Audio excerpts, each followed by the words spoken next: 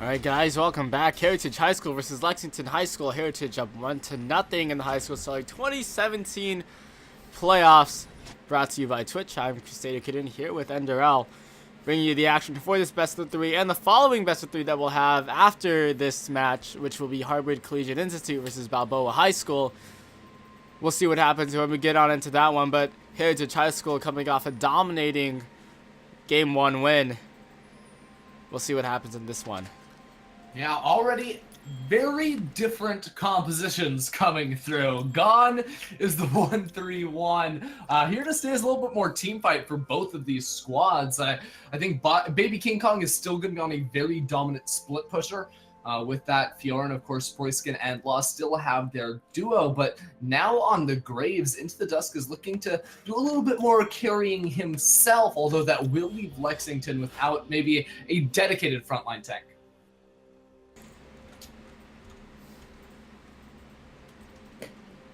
Yeah, for sure. We are seeing the Zion or Khan coming up here once again in this bottom lane. So interesting to see that one come through.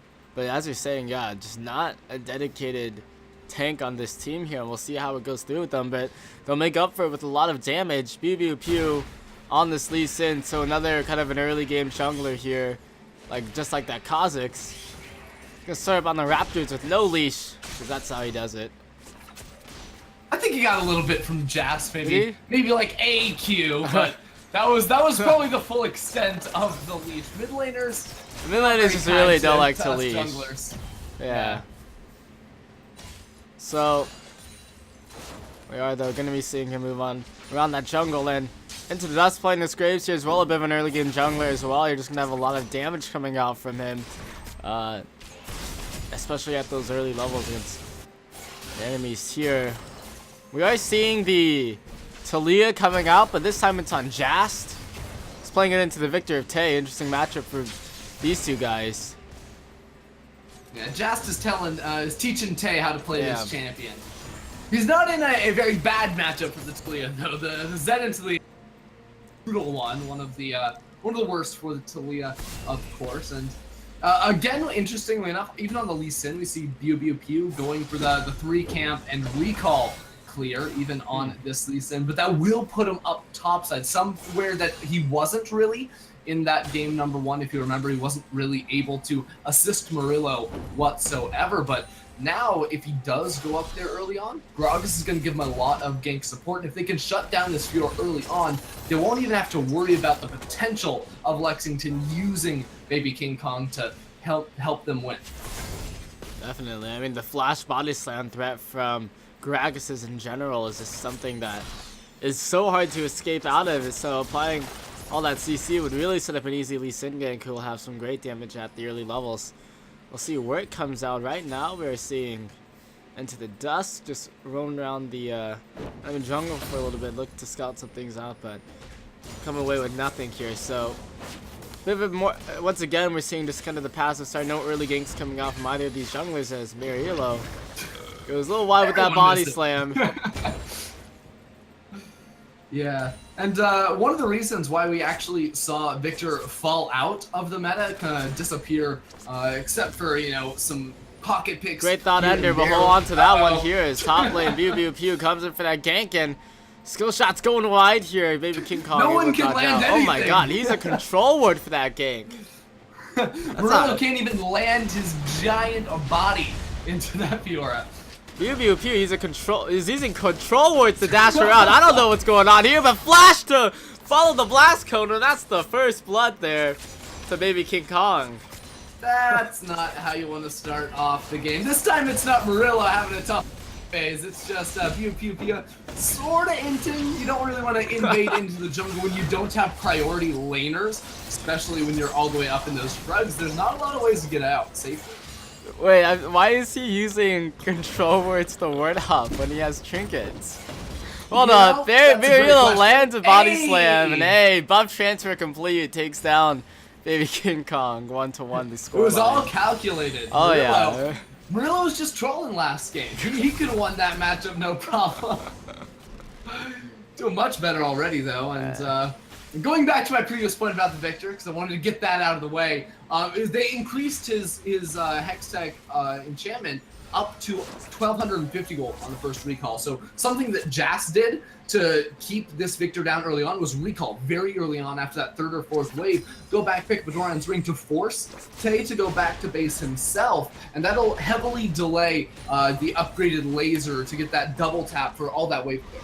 And I don't know about you, but I'm still confused about... I'm still confused about the control words by Pew Pew Pew. There's a lot of things to be confused about. Pew Pew Pew. This is true. This is perhaps not the best game. Maybe this is why they were so hesitant to send me the replays of this match, because Pew Pew Pew having an interesting game here on the Lee Sin. He's 0-2 to start the game. Jungle Creeps coming away with 1 kill to start things off. So it's a 1-1-1 scoreline. Tied up between Heritage, Lexington, and Jungle Creeps. And under the turret, Mariillo throws him under that one. And with the explosive cask, and that's a another kill for Mariillo on the Gragas. I mean, Mariillo still had double buffs, and yes, maybe King Kong had just at level 6, but that is a very dangerous place to look for the all-in when he had already used his riposte to block away the body slam at the start of that whole mini skirmish right there. And now this Gragas does a surprisingly large amount of damage. He's got the triple Doran's rings, those still haven't been nerfed yet to try and stop people from stacking them, and Baby King Kong is in a very different spot than he was in the last game, and that's going to really hurt Lexington if they can't find advantages on the rest of the map. Yep, so now it's 2-1 in favor of Heritage there after Mariillo coming away with those 2 kills up in that top lane. He's going to be looking good on this Gragas. Has those triple Doran's rings. These are replays, so these are on the previous patch, which means that Doran's rings still stackable like this for that super mana regen. We are seeing Pew Pew Pew go for this red buff steal.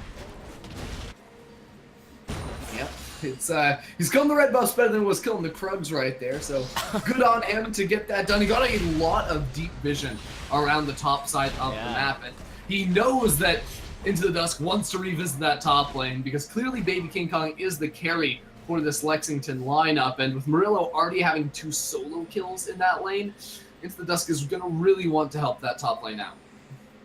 Yeah, they do split up BBQ with the ward here, and Into Dusk looks like wants to repath to respond to that. Oh, he's going to be able to catch him off right here. BBQ going to walk right on into the graves, forces out the Dragon's Rage kick right there. Nicely laid trap there. Into the Dusk really looking to do some hunting there. Yeah, really close. If Into the Dusk had a flash, he can maybe even look for the all-in right there and go for perhaps even a kill. But again, with seeing those junglers on the top side of the map, Lexington can go in, clear away the pink ward. It's small little wins like that that can really mean a lot, because if Lexington didn't know where BOP was, they can never go in and fully commit to clearing that pink ward, because if Lee Sin's sitting right there, that's an all-in. That's a very dangerous spot to be setting up for a fight around, and that can allow them to maybe play a little more aggressive in this lane with that deeper vision. So things calming down here, reaching this 9-minute mark here in this game. Middle lane's been really peaceful right here. I think all the action's really been centered around the top lane. I haven't even talked about this bottom lane matchup that much. It's Caitlyn and Karma this time into the Xayah and Rakan of Lexington. Lexington running in that same duo once again, and Caitlyn and Karma really coming out ahead here. I think, as you would expect, the poke coming out from Caitlyn, from these 2 champions will lead to a 20 CS lead for DJ Holiday. Yeah, it's going to be hard to snowball their advantages, I believe, from Heritage. They do have tools to engage team fights, whether it's the Karma or the Lee Sin or the Gragas. But there's a whole lot of wave there. The Victor, well, it's not going to be able to necessarily bully around the lane early on or anything of the like. It's very hard to actually siege into that champion, especially early on when 1E basically clears an entire wave of those creeps. Mariillo with just so much regen in this top lane right here, and he's really just keeping Baby King Kong on his back feet right now. Not much. King Kong can't even show into the lane. It's not very fun when you're playing the field and you have to wait for the wave to be shoved into your turret to clear it away. That doesn't feel good. Middle lane, we're seeing Tay flash for the kick there. Following it up here is Jas doing some damage to Tay. Tay trying to turn this one around with the damage himself, but ends up going down. Chaos Storm not able to do too much in that regard. I'm so confused why Baby King Kong started channeling his teleport and then immediately canceled it, because Fiora offers nothing. I think it got canceled because there's a yeah, it got canceled. That's even worse because that means it goes on the full. Yeah, that means it goes on the full 5-minute cooldown right there. Oh, Weaver's wall cutting off into the Dusker. Ace in the hole gonna be here to help out as well, and the Karma Q gets him extremely low, but he's able to make his way out. Heritage making a lot of good plays, and they could potentially transition that into a dragon. They know that Tay just spawned, they force into the dusk out, and will continue their dragon domination. They secured 100% of the drakes in the last game. This will be their 4th of the series, and a mountain drake is going to be very, very good when they do want to start extending their leads, when they want to get turrets, get a baron later on, which was very key for them actually closing out the last game. And this one, too, can really stop this Victor from having a lot of effectiveness. Yeah, in this game, we're seeing all the advantages go the way of Lexington. Heritage, you want to turn this one around. Lexington under that bottom lane. DJ Holiday forced to use both his summoners, but teleport coming up by Mariello in response here. He'll channel it all the way through, but this is a zoning measure there, forcing Lexington out. Yeah, I would like to see Murillo maybe cancel that teleport at the very end. We're going to go ahead and back away. But this is sort of the second time in this series now that we've seen Proiskin and Law have the Zion Rakan combo. Get bullied during the laning phase, fall down in CS, but then really crush in these all-ins. If there wasn't a teleport, if there wasn't anyone coming into Heritage's assistance right there, that was probably going to be a kill, or maybe even 2 down in the bottom lane, just like they were able to secure in the last game. So now that they have made that aggressive move, that they've gotten both the summoners off of DJ Holiday, I want to see Proiskin and Log go for another all-in when their ultimates get back up, unlike last game where they got the kill and then sort of waited around for something else to happen.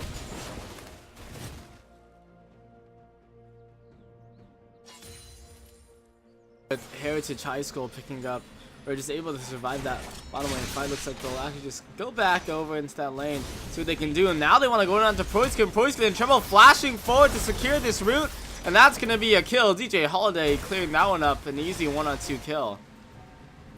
Unfortunate right there. Proiskin forgot that he didn't have an ultimate mechanism as well as his flash, and because Law didn't walk into lane with him, Proiskin, you just gotta know you can't really show your face. It's a very, very dangerous concept because Conrad runs faster than you with her Inspire on herself. She's gonna get the tether, and there's no way out once that does, initially connect with you. And that's very unfortunate, I think, for Lexington, because it feels almost like their grip is slowly starting to, lose more and more as this game continues. BBQ up in this top lane. Baby King Kong gonna get cut off by the end of this Weaver's wall here.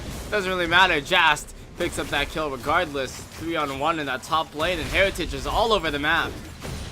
Yeah, Pew needs to sort of get out of here, though, because one ulti from Into the Dusk could snag a kill. Or they could just be baiting Into the Dusk here into a world of hurt. Jast takes him down. Whew, that is painful. 2 more members have joined the fray from Lexington. They want to continue to do the fight here. Top lane turret goes down. First of the game, the double stun, the explosive cast. They're just demolishing the team one by one here. They say, come at me. Double kill for Jast.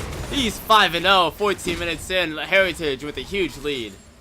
And you know what I said? The game was slowly losing out from Lexington. That just blew it wide open. Not only do they get the turret, that's 4,000 gold lead out of pretty much thin air. Bottom lane, they want to dive again for this 2-on-1. Featherstorm comes up this time to break up that chain. But do they want to keep going here? They can continue to poke Proiskin down. Oh my gosh, ace in the hole. Can't finish it off because the heal comes through, but Proiskin is just a few auto attacks. One more. Where is it at? There it is. DJ Holiday comes away with it. Lexington not able to match this full map-wide pressure. Now you've got 5 kills on the Talia, 2 onto the Caitlyn. Heritage really could not ask for anything more in this game. I mentioned it last time.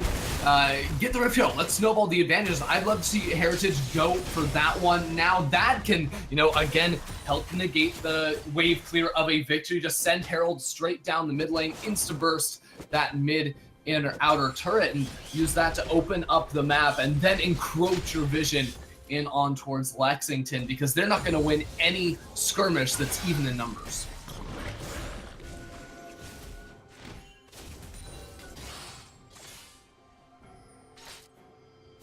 So now this is just the advantage is mounting here for Heritage.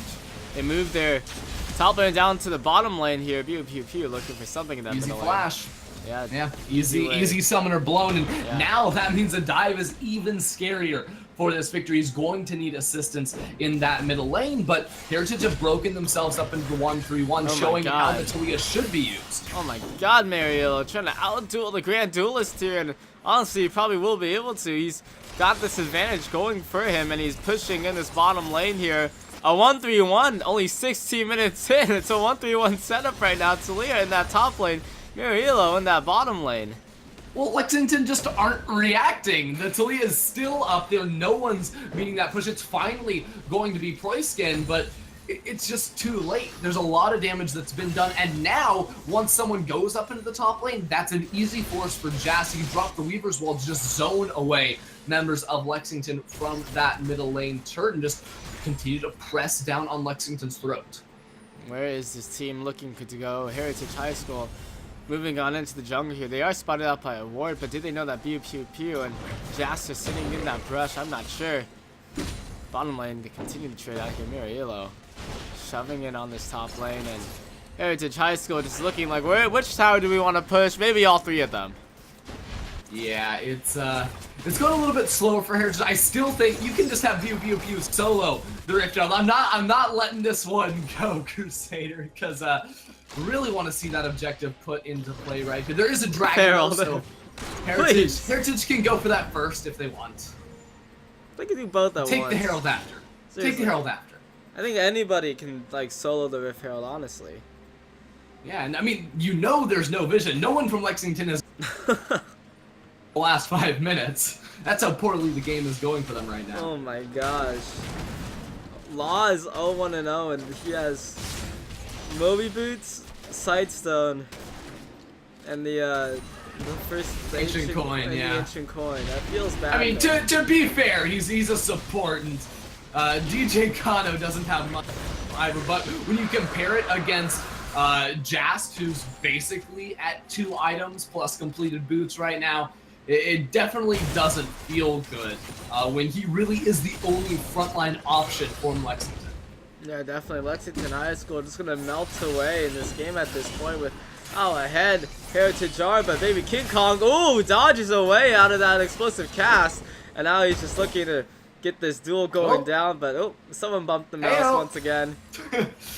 I'm sure that 1 versus 1 was real exciting. Murillo actually did use his flash to get out. So, Baby King Kong, this is just showing you the matchup. It's still a very, very good matchup for the Fiora, and it's only going to get better once the Ravenous Hydra and the Black Cleaver are completed for him. Then he's just going to absolutely crush in the side lane, but Heritage are going to keep the pressure up. They're taking that Rift Herald. I love it. I love it, you guys, because now they're going to be able to easily get that mid lane turret, or DJ mid lane turret's the right option. Yeah, I mean, not necessarily, like, the New Rift Herald, it doesn't matter as much who you give it to. I think the best 2 options are either the top laner or the jungler. Top laner because they can drop it top lane and then TP into a fight, or the jungler if you just want to be able to go into whichever lane you possibly want to with the Herald. Specifically the mid lane, though, is where I believe Heritage used. I guess it does make sense here because they want to keep those 2 sweeper trinkets as they have them, as they're on Pew Pew Pew and DG Kano, so neither of those guys want to pick it up. So DJ Holiday will be carrying that Rift Herald in his back pocket, and we'll see where they send him. Most likely over into this middle lane here, as they want to set up for another 1-3-1 split push.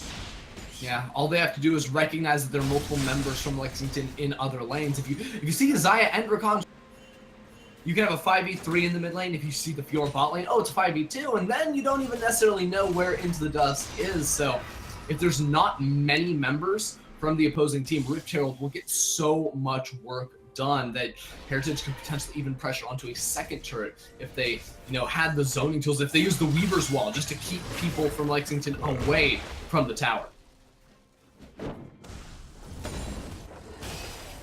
I was seeing this Riftfield coming up in the middle lane right here as DJ Holiday just plops it down there, taking out that. They waited for Tay to go get the blue buff. That's when they dropped it down. There's no one there to clear it.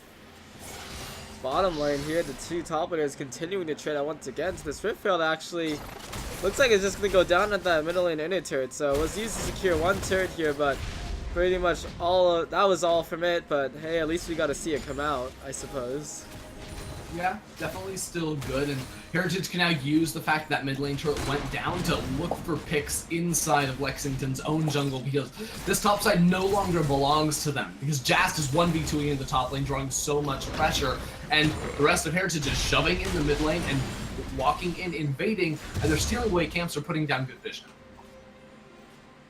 Yep, so with that middle lane auto turret going down, that's Heritage with the 2-0 tower lead. 21 minutes in here. Things have definitely slowed down though, as Heritage playing a bit more carefully.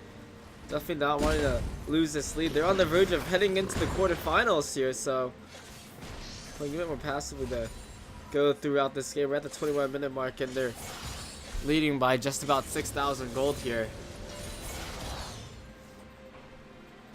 Very close, and they've got a lot of control wards around that Baron area. Just see all the tools Heritage have to make sure that no one can get in here. And with 2 Mountain Drakes, that's absolutely the right call. Yeah, 22 minutes sounds a little bit early to try and force down a Baron, but with a 6,000 gold advantage with those mountains, with complete domination over the side of the map, it's very easy to go for, and Lexington can never really recall safely and confidently without knowing that maybe the Baron could be being taken.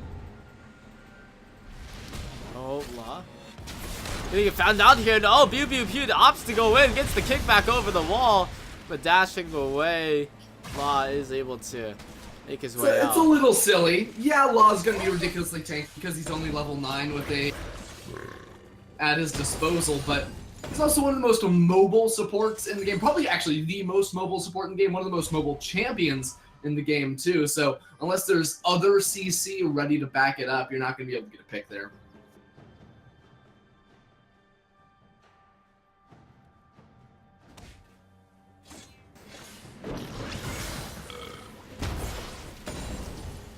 Bottom lane here, continuing to be pushed by these two top players. And oh, Baron has actually been started up here. 23-minute mark is looking like when it wants to go down. Weaver's Wall to zone out the entire team of Lexington, trying to get over is into the dust, but he can't do anything, as that's going to go over to Heritage High School very easily here at the 23-minute mark. No subtlety whatsoever from Heritage. Let's just drop down the Weaver's Wall, really sure. It almost actually alerted Lexington. I did alert Lexington, rather, the Baron did go down, but now, with a team already having a 6,000-7,000 gold lead, such as Heritage in this game, and only having 2 turrets, this Baron is going to do so much, because they should be getting 2, 3, maybe even 4 turrets, all of these turrets outside of the base from Lexington, and there's really not going to be much of a fight back from Lexington. At least it doesn't really feel like to me. They're probably going to have to drop ultimates, such as the collateral damage or even the Chaos Storm, just to clear away these waves and stall out as much of the Baron as they can.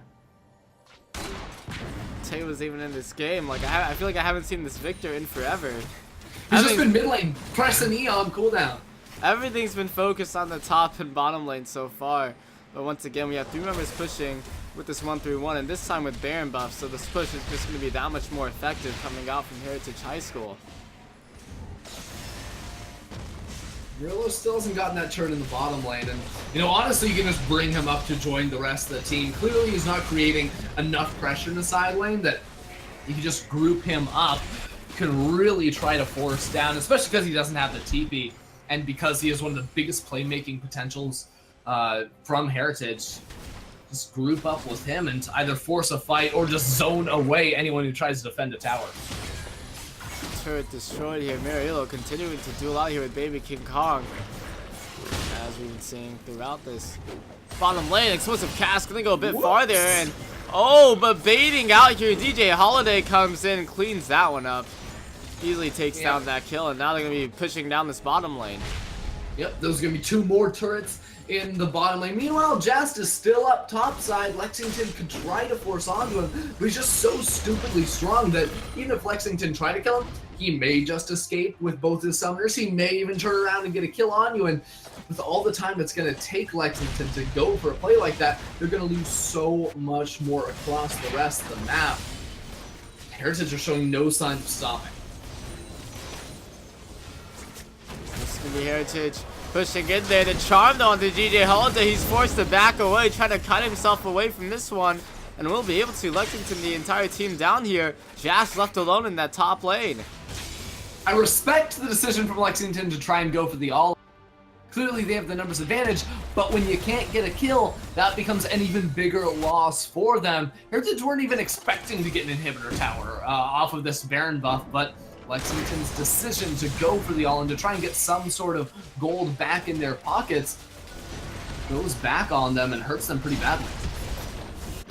Continues to get pushed in here. Muriello in that middle lane, Jast in that top lane to the 1-1-3 split push here, and Jast dealing out with Baby King Kong right now, and he may be getting the better part of this one here, doing a lot of damage to this Fiora. Now the rocks coming in, and Jast is dominating for his 6th kill of the game. That's ridiculous. Now it's 5 versus 4. Top lane inhibitor. Who's going to clear? Other lanes are being pressured. Lexington cannot really hold up against the siege. It's Heritage racing against themselves here. Who can take down the inhibitor faster? It's Jast. Oh, he's going to have some difficulty here. Into the Dust and Tay both moving in here to try to get him off of this one. Flashing away there. Collateral damage doing some of it, but Jast able to get out of there. Explosive cast going a bit further here as well. Muriello moving back up to this top lane, trying to finish what Jast could not, but Tay does take him down. And actually, no inhibitors will be going down as members of Heritage are getting picked off, and the bottom lane duo is backing away. Yeah, that's 8 turrets now, though. So 6 turrets total off that Baron push. Heritage were able to more than double their gold advantage. It was 6,000 before they started taking towers. It is up to 13 now, almost, with another dragon on the way, as if Heritage could ask for anything else. And really, the story of this game can be told if you look at the itemization of Jast compared to Tay. 3.5 items with completed boots. Hey, throwing a sorcery elixir for the Talia too. Meanwhile, Tay is like just scrambling to put together his first component for his 3rd item. It is not looking good. Yeah, that's just absolutely dominating there by Jast here. 6-0. 290 CS, so he's ahead of that 10 CS per minute curve right now. He's doing so well in this Talia this game. And yep, again, I'd like to see the Gragas group up with the rest of Heritage, and I think that's what they're going to be doing right now, because Baby King Kong has shown that he is strong in the side lane up against Murillo. Even though Murillo has just so much armor now, it's really difficult. But Heritage can just force a fight. If they can just kill the Victor, there's nothing that Lexington can do to save their base. Another push developing here, and I think they just have DJ Holiday in that bottom lane to shove up this wave here, and they'll apply pressure to all 3 lanes here once again. Heritage High School just with the just gonna continue to put this pressure down and look here to end the game. 29 minutes in right now. Jast gonna have to deal with 2 members up in this top lane here once again, as he's being chased after by Into the Dusk and Baby King Kong. Baby King Kong will be enough to get that shutdown kill. And bottom lane, they haven't been able to crack open this inhibitor just yet, but with 4 members alive, they'll still want to do it. Yeah, a little scary to stick around here. They really want that Charm structure. coming in, knock up onto a few as well here. Here's the response though. Muriello able to take down that inhibitor, and now looking to escape. Redemption coming in, will heal them up. Nice explosive cast to continue to zone them out, and actually Lexington High School won't be able to catch up. Heritage get away with that inhibitor. Yeah, it was an incredibly risky call to stick around to finish off that inhib, but it pays off for Heritage. Taking down that bottom lane inhibitor with the Baron spawning up in 20 seconds just sets these guys up for a pretty much clean end. They can secure that Baron. You know, there's no vision on that. Then move into the base with already an exposed inhibitor in the top lane. Heritage only have to really watch out for getting picked off if they do break up to pressure multiple lanes at once. So now Heritage High School picking up that bottom lane inhibitor means they have a lot of pressure in that bottom lane, so now they can focus on the top half of the map, and that's where the Baron is up right now. Sitting at this 30-minute mark.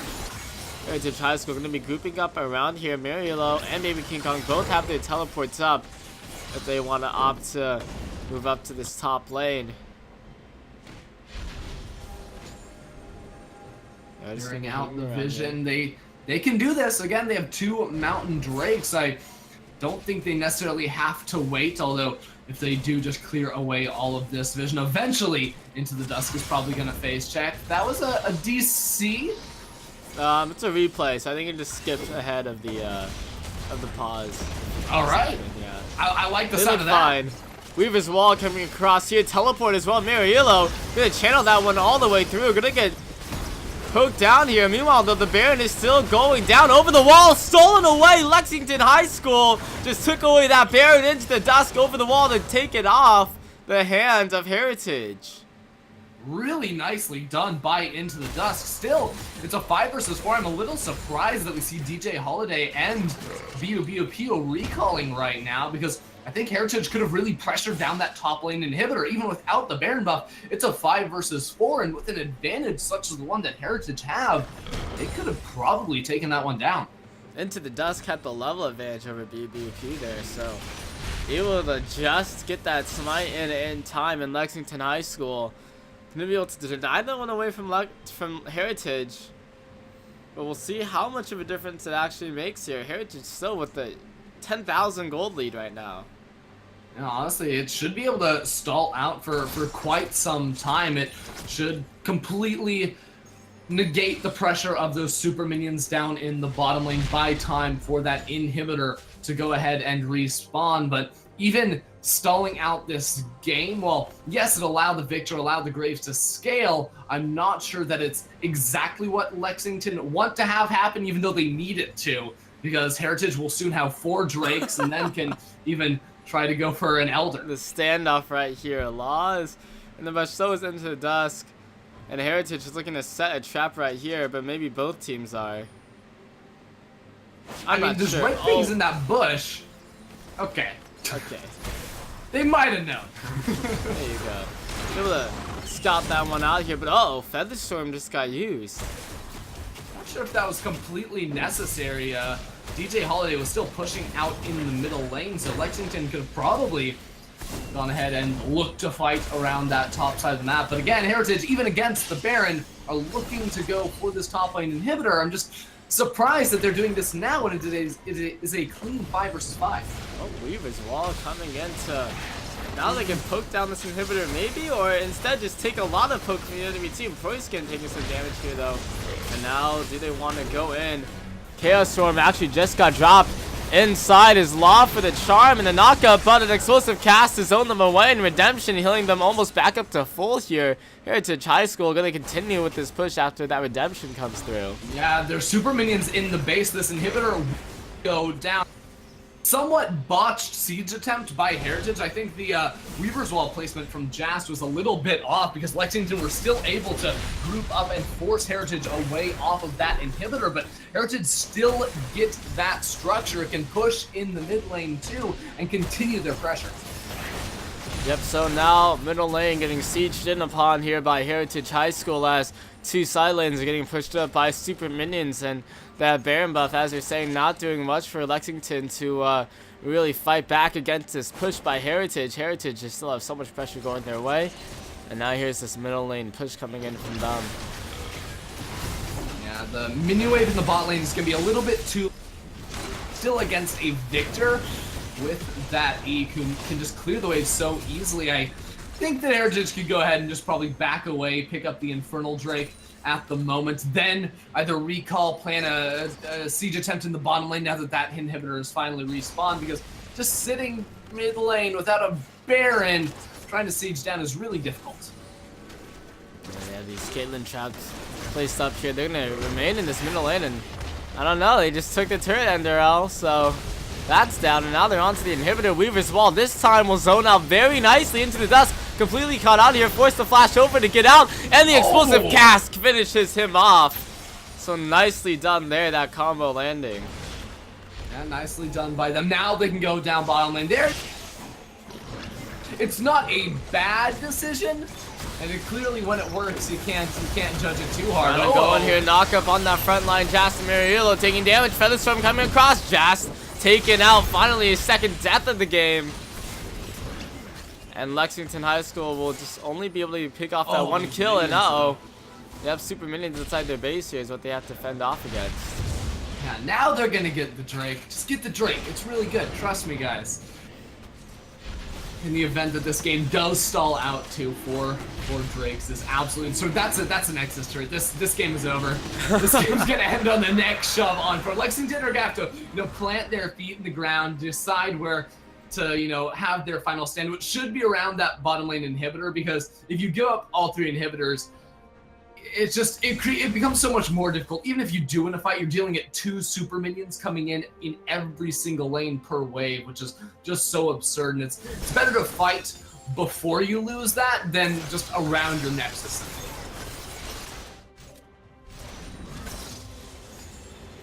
So Heritage is looking to make this final push. As you say, there's already 2 inhibitors down, 1 Nexus turret already down here as well. They have 4 Drakes on their side. I mean, what could go wrong in this game right now? Please they're just so ahead.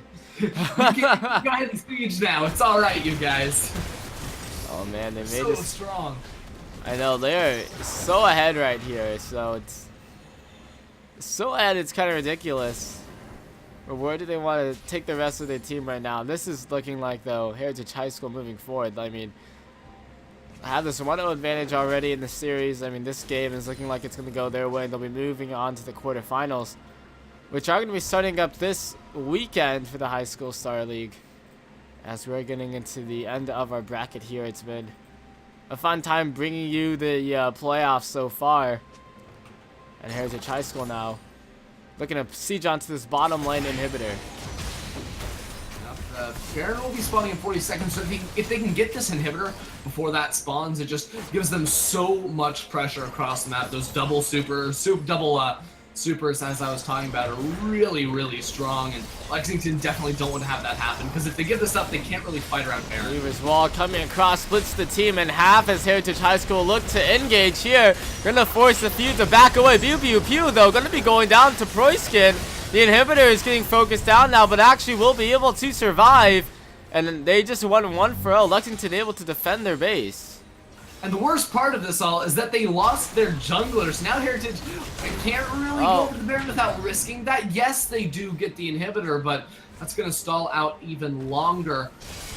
Honestly, they could probably do the Baron even without their jungler, just because they are going to literally see into the dusk inside of his own jungle. But they might not want to take that risk. Heritage High School with those 2 inhibitors down already in the top and middle and applied so much pressure from the super minions. Lexington had to back away to clear those out, which allowed Heritage to just, sneak back in there, take down that inhibitor in peace.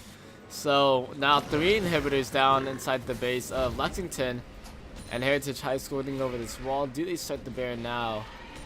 I'd say so. Nah, they're probably going to wait for Pew to get here. Inhibitors are going to be respawning. The top one was about 30 to 45 seconds before that mid lane was taken down, so they do have quite a bit of time. And, Murillo can just zone away into the dusk and not allow him to steal it with a good cask. Yep, Heritage High School picking up the Baron uncontested there, so Lexington unable to get in there to try to even take that one away.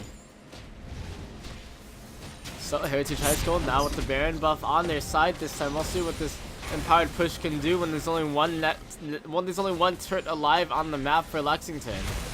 It's the same situation as a minute ago in the buff. Lexington got a kill last time. They're going to need to go for a fight. Oh, pew going low. Law is trying to charm people up here, but ends up going down to Jast. Weaver's Wall coming across here, and we are going to see that inhibitor fall. So 3 inhibitors down for now with Baron buff minions pushing in here.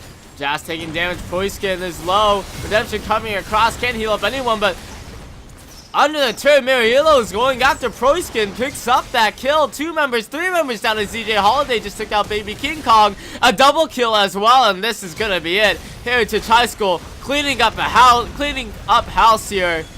Triple kill, and the game win for Heritage, going 2-0 over Lexington, and they move on to the quarterfinals. Heritage are going to be a team to watch going into that round of 8. Very strong individual laners. I had some questions about Murillo going into this game number 2, but he showed that he can win even in some of these unfortunate lane matchups, and it took them a while to close out that game. That may be one of their biggest weaknesses, but they are not going to lose many lane matchups, specifically Jast in the mid lane, who is just a beast over the course of this series.